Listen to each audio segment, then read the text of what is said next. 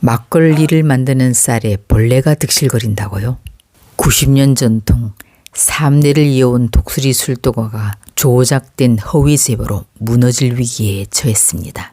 광숙이 병원에서 퇴원하자마자 마주한 이 뉴스.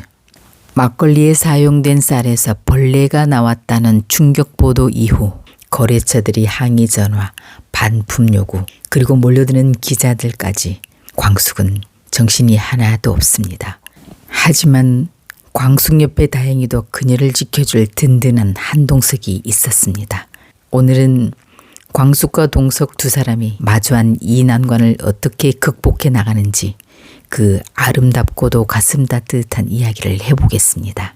독고탁은 술도가를 무너뜨리려고 한 여자를 매수해 쌀에 벌레를 넣은 영상을 찍어 보내도록 하고 그 자료를 고발 프로그램에 제보했습니다. 뉴스 이후 CCTV에서 누룩 작업대 알바를 왔던 젊은 여자의 수상한 모습을 발견하고 광숙은 그 영상을 들고 바로 경찰서로 찾아갑니다. 이 소식을 접한 동석은 광숙 걱정에 마음이 무겁습니다. 장광주를 납품받는 호텔 역시 관련 문의와 기자들이 전화로 들썩이기 시작했지만 동석은 광숙의 결백을 믿기에 조용히 상황의 흐름을 살펴보기로 합니다. 그 무렵 술도가 앞엔 기자들이 몰려들었고 경찰서 고소장을 접수하고 온 광숙은 떳떳하게 꼭 결백을 밝히겠다고 말합니다. 저녁이 되자 술도가 대문 앞엔 거래상들이 몰려와 술을 반품하고 대신 선수금을 반환해 달라고 요구하는데요. 광숙이 조금만 기다려 달라고 애원해 보지만 거래상들은 지금 달라고 독촉합니다. 이때 한동석이 마침 술도가를 찾았고 이 상황을 본 동석은 자신의 신분을 밝히고 술도가를 옹호하며 그 선수금을 자신이 변제해 주겠다고 말합니다.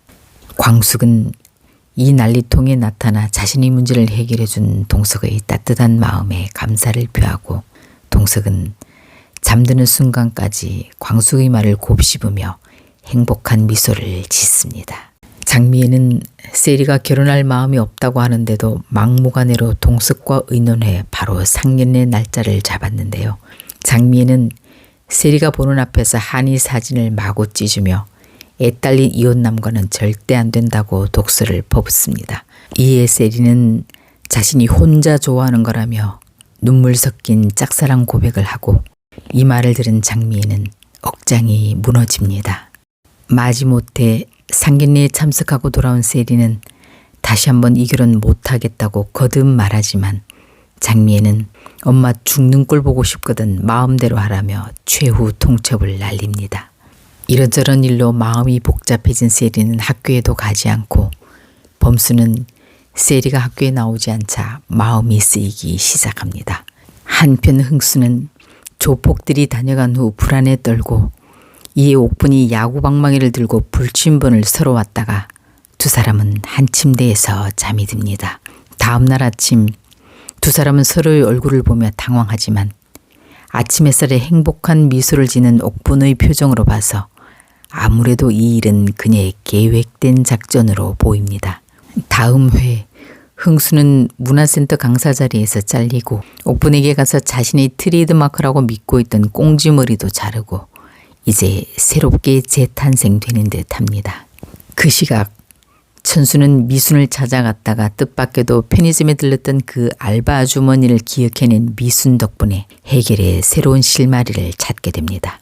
미순은 그날 그 여자의 카드 영수증 내역을 확보해 경찰에 제출하고 경찰은 이 자료를 토대로 제보자의 신원 추적에 착수하며 수사의 속도를 내기 시작합니다. 한편 강수는 자신이 취업된 회사가 울산인데 이런 상황에 내려가기 마음에 걸린다고 천수에게 털어놓는데요. 아무래도 강수는 이 회사를 포기하고 그러다 한봄이 제안한 패션부로 들어가게 되지 않을까 예상됩니다. 독고탁은 독수리 술도가가 악화일로에 놓이게 되자 술도가로 찾아와 이참에 넘기라고 협박하는데요. 광숙이 이에 응하지 않자 불쾌한 얼굴로 대문을 나섭니다. 그런데 그때 마침 술도가를 찾아온 범수와 마주치는데요. 성인이 된 범수를 가까스로 알아본 독고탁이 오랜만이라고 반가워하며 악수를 청하자 범수는 우리가 이런 사이는 아니지 않냐고 악수를 거부하며 끝났습니다. 세리 아빠인 독고탁과 범수의 관계가 마지막에 어떻게 화해로 이어질지 궁금해집니다.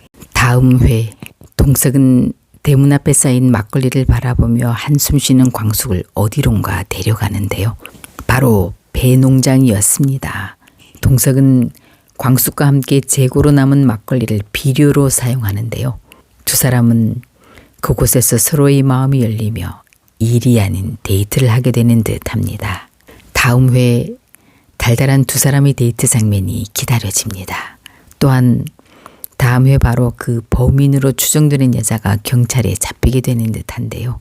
아직 반 이상이 남은 상황에서 과연 독구탁의 만행이 밝혀지고 독수리 술도가의 명예와 신뢰가 바로 회복이 될는지 의문입니다.